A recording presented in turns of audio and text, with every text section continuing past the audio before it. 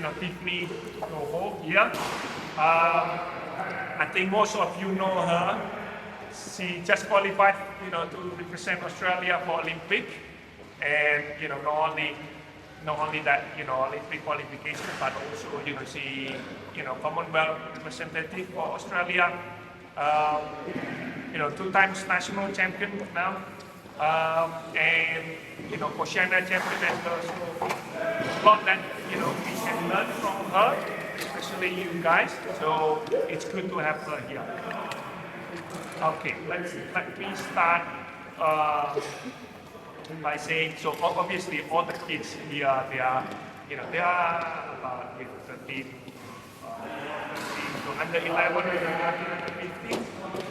So going back into, your junior days, when this guy at that age, just tell us how you start. How did you start, learn and play? Yes. Hello? Yeah. Okay. Hi guys, thanks for having me. So basically I just started like you guys. I started with my family. They brought me to badminton court. We all just played together. And we just had a family friend that was a coach, and we were just under him, started training around the same age as you guys. And I think it was under 11, under 13 when I did my first tournament, same as you guys, SBA, like junior days. But back in the days, there was very little of us, maybe like 3 of us in one pool. But there's many of you guys now.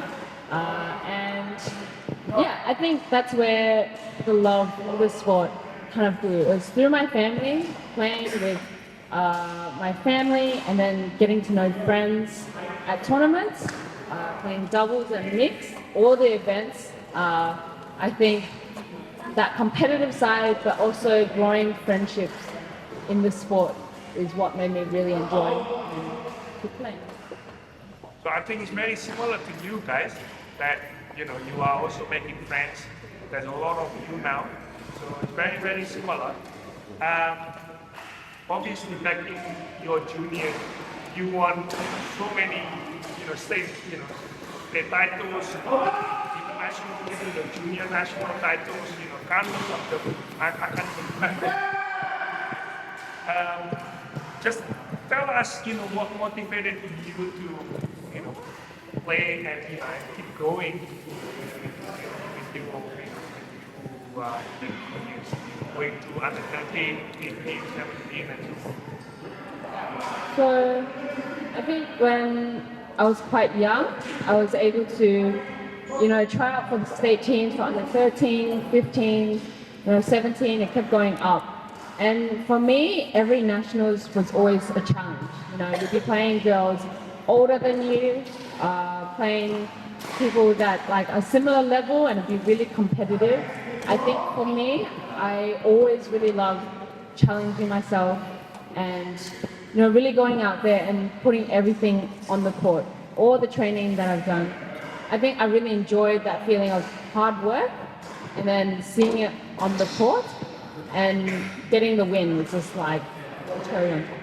So I think that's what really motivated me, and I really enjoy training. I think when I train with my friends, like every day you get to see them almost, and you build a really good relationship, and you're so competitive at the same time.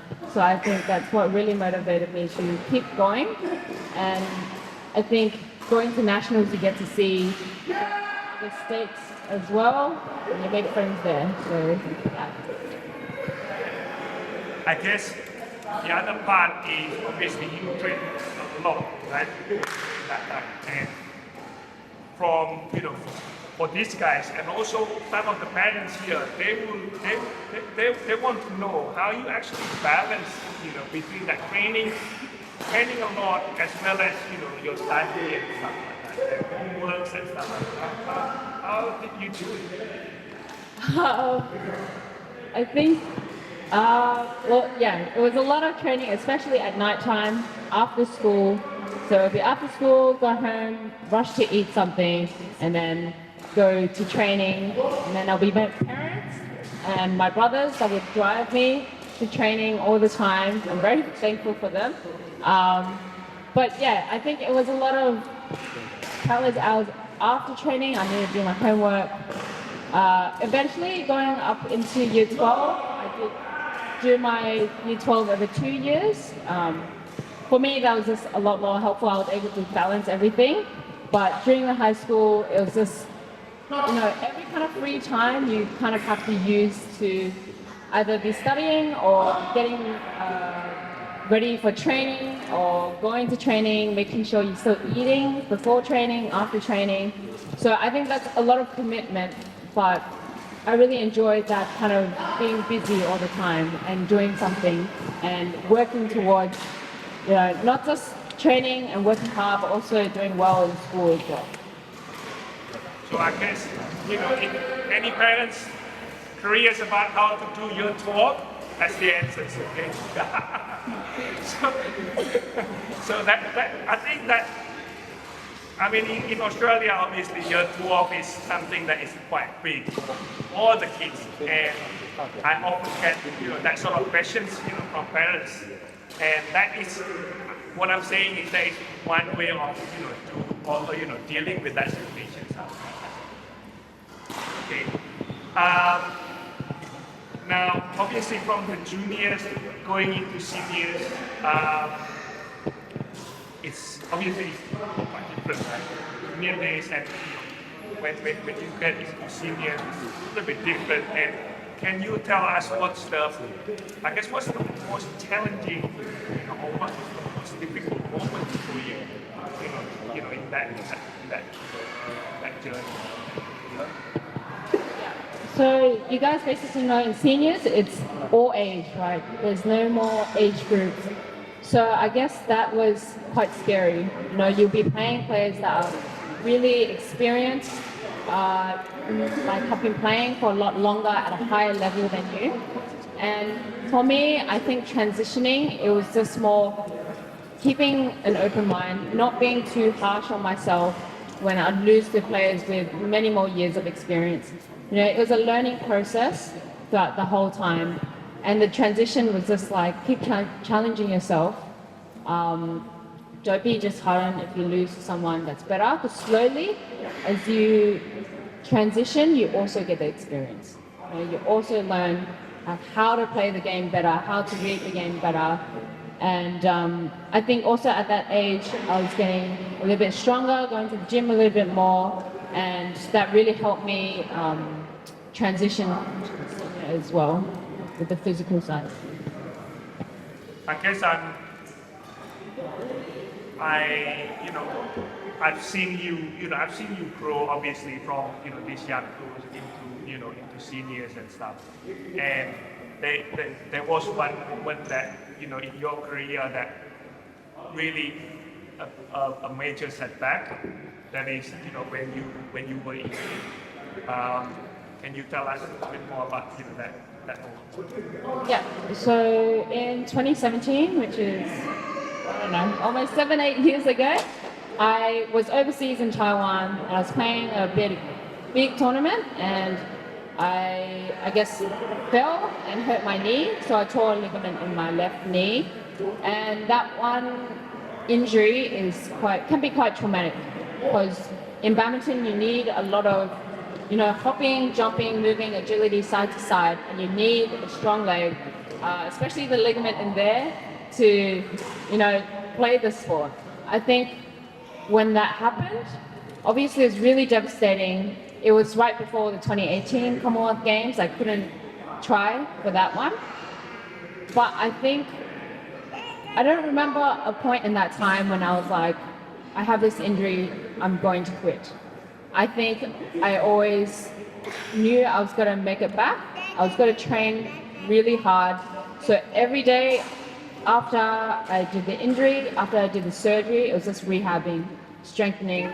I had one goal, and it was to get back to the level where I was before. And I think I did that almost every day for like a year. And then after a year and a half, I realized that I'd got back to the level I was before and even better. You know, the setback was huge, but I think without that happening to me, I wouldn't be the player that I am today. You know, I grew so much resilience. I learned so much about being patient, trusting the process. And yeah, I think that's kind of what happened a couple years ago, and I think I don't regret what happened. I like worked really hard to get back into it, so I'm happy with where I am now. Yeah. I still remember that moment anyway, when she called me, and I was back in Indonesia at that time. I was on holiday. I get a call, you know, that she emailed and stuff. So I still remember that particular moment. Anyway, obviously the last 2 years, you are at the peak of, you know, your career where you won major titles, you know, national champs, you know, you went into Commonwealth Games, you know, you won Oceania even earlier this year. So tell us about, you know, when was the first time you had this, you know, Olympic dream? The Olympic dream actually started when I was probably like your age, if not even younger. I remember watching the 2008 Olympic opening ceremony in Beijing, and it was just so big, so grand. I watched it on TV, and I remember watching the finals for the badminton men's singles, and after watching that, I just told myself, I want to be there. From a very young age, I already knew I want to be an Olympian. I want to be the best and the best. My dream was so big that I thought, you know, I can win a medal if I go to the Olympics. And one step at a time, but I think that has always been the goal throughout like my whole career and journey. But these last 12 months really is just, you know, I got the opportunity to go out, play so many tournaments and try qualify for this Olympics. And it was just like, yeah, it was a really big journey, and the dream was always there, but I just put 110% this last 12 months. And yeah, this is crazy that I made it. So obviously the Olympic dream is big and you achieve it now, but obviously there are some moments that, you know, it's quite challenging, right? So what, in your Olympic campaign, what was the most challenging part, I suppose? Can you tell us, you know, what's the most difficult, so that, and how you overcome it? Yeah. So for the qualification period, I think the most challenging part was going out and playing so many tournaments back to back. I think my last tour, I played 8 or 9 tournaments straight, 9 weeks straight of just tournaments. When you're doing that, you don't actually have a proper training schedule because you're traveling from country to country. You have to find courts, make friends so you can find people to spar with. So I think that having a routine was quite hard when always being away. For me, I don't get homesick too bad, but I think it was just not having a routine, not having proper training. Obviously, when I play tournament, if I don't play too well, there's things I want to work on, but sometimes I just like don't know how to work on it myself, or don't have the people around me all the time to help me. Sometimes I'll be traveling just by myself to different countries in Europe. So I think that was a really big challenge, but also I didn't shy away from it. I still, did what I had to, found people, asked other national teams around the country if I could join for training. It was like a really big growing experience for myself as well. Yeah, so I guess, the scale of, the challenge is a lot higher than what you guys experience at the moment. But the message there is to really just take it, step by step, make the most out of your situations and always give your best. I suppose, right? Obviously now you are what, 2 months away or less than 2 months away. How would you like to prep yourself, obviously, going into Olympics, and what success looks like at the Olympics for you? So I guess the beginning of the prep was just rest. I've taken the last week off to have a really good rest, to reset my mind, be physically, not tired or anything, so that starting from tomorrow, I can start training camp for myself. I have 8 weeks to prepare. It would be looking around, 7 to 9 on-court sessions with at least 3 gym sessions a week. And you have your own cardio programs, your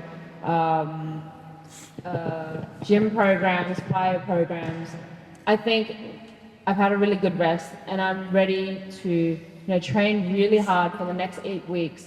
And with the success, I think going to Olympics, it's such a big tournament.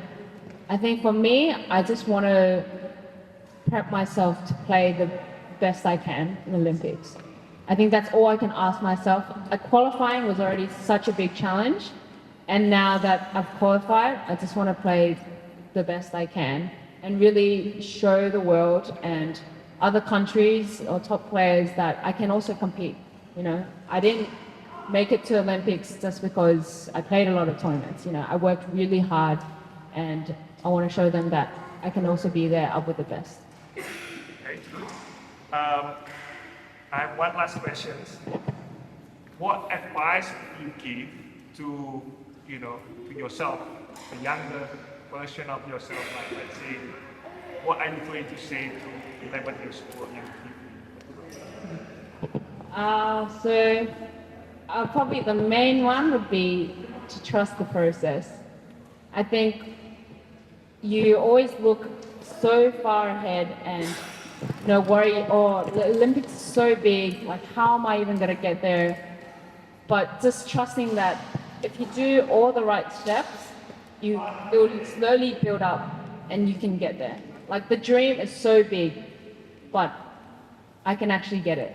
And there's so many times where I would panic or feel like I'm not good enough, or I played bad, so therefore I'm a bad player. But just going back to trusting the hard work that I put in, all the training that I've done, and all the people that actually believed in me to get there. They're not just saying it because to make me feel better, but they actually believe in me, and I should believe in myself as well. So you just have to trust the whole thing, and yeah. Also, thank you to NBC. Any questions from you guys? Anyone? Yeah. Sorry, can you? What your routine before your game?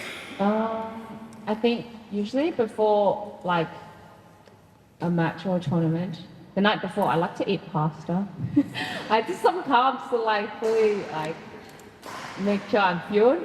For me, warm up number one is my most important routine. How long do you do your warm up?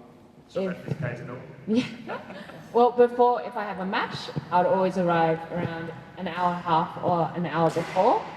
And then it will include foam rolling, putting on my shoes, just doing my mobility work with bands, jogging. So I think, and hitting, I have had a coach tell me before you go on a match, you want to feel like you've already played a match. You want to be sweating, you want to be really warm, so that when you get on court, you don't start cold. Yeah, you start you've already played a match, and you're ready to put 100% into that. So it'll probably take me an hour. That's really good advice, guys. And that's what it is, really. And not just one player. So if you look at all the players, they actually do that. Yeah. Okay. Any other questions? You want?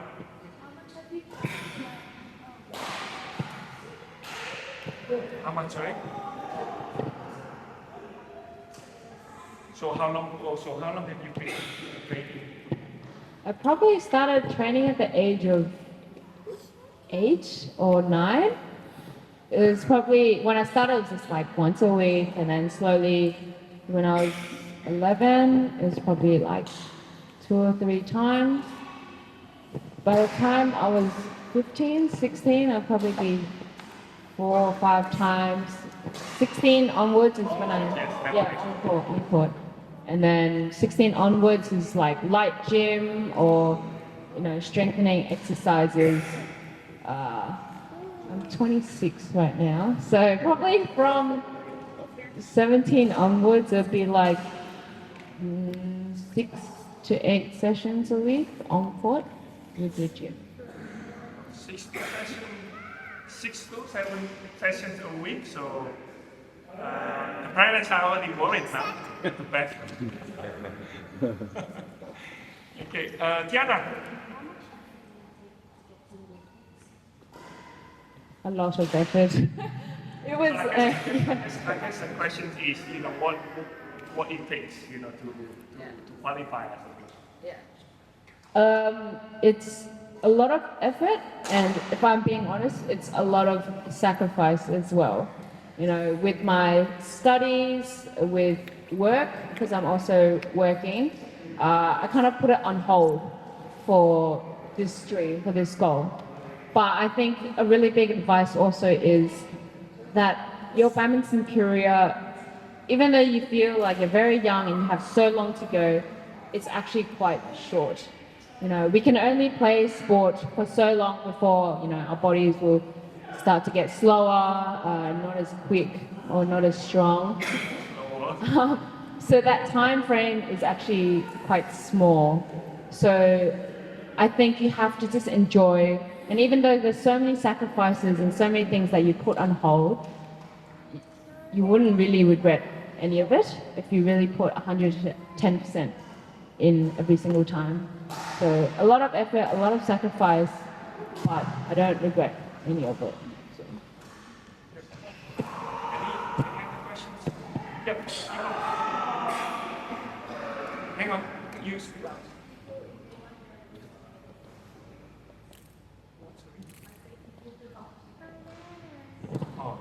Good question.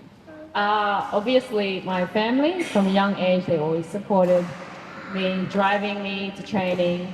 At NBC was a really big one. I joined when I was around 14, 15, and they've been really supportive with the training, setting up a good training week for me so that I can, always have a coach with me, always have sparring with me. So NBC helped me a lot through all that, especially the last 2 years, I guess, with all the successes. And, friends, family, everyone. It's almost like, I feel like a whole village to always support me. If it's not like just helping with training, it's also just eventually, friends that check up on you, friends that make sure you're okay, because, all that traveling, you don't get to see your friends that often. When they just message, it's almost like enough. It does help. Me? You have the questions? Yeah, Christian.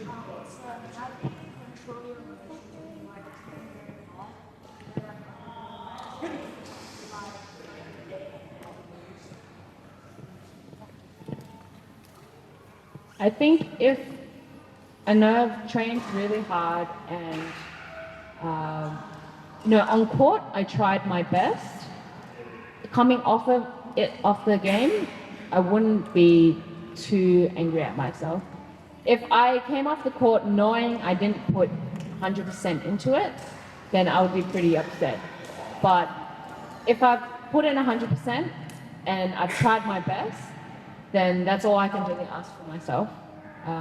Obviously, you'll be sad, and I give myself a rule. I have 24 hours to be sad, and then after that, I have to pick myself up, focus back on the things I wanted to fix on, the goals and training, and just go back into training and start from there. Good one. Any other questions? Isabel, yeah? Isabel?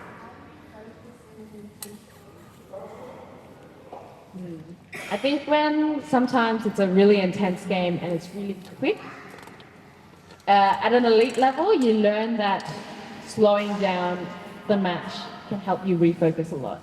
So a lot of the times when, it's a really long rally and you're getting really tired, wiping down, asking the umpire to just have a wipe down, have a drink, can help you reset and stay focused in the game. Yeah, a lot of times it's like a mental game. You have to be mentally really strong to stay in it, stay focused almost every point. When you know you're losing 4 or 5 points in a row, then you have to tell yourself, okay, I can't lose the next one, so I have to do something. Even if it's like walking around the court a little bit, or asking for water, or asking them to wipe the court. Anything to just kind of talk to yourself and then tell yourself to reset again. So, Yeah, I think.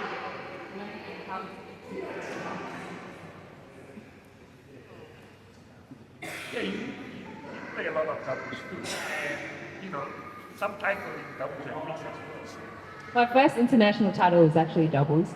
But I don't know. I think I've just always enjoyed singles, like being able to, when you win a match in singles and you work really hard on it, for me it just feels really good. I feel like, that was all me. Like, I don't know. I just felt like I enjoyed singles and I was able to run. I'm kind of an okay runner on court. So, yeah, that's fine. I don't mind doubles though. No partner. Maybe your next one. Next Olympic doubles. Okay. Any more questions? Parents, maybe you have a questions, parents? You're 12, study. Something that you worry already? Maybe? No? Okay. Thank you, Tim.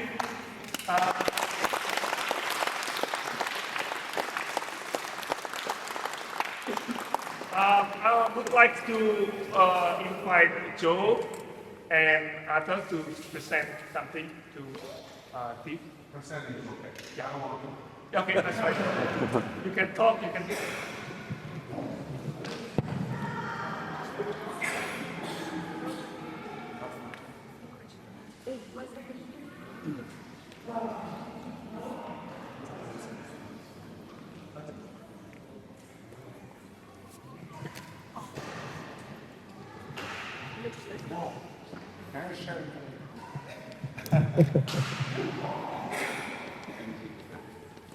Okay, we have prizes really kindly donated by, supported by AES Financials.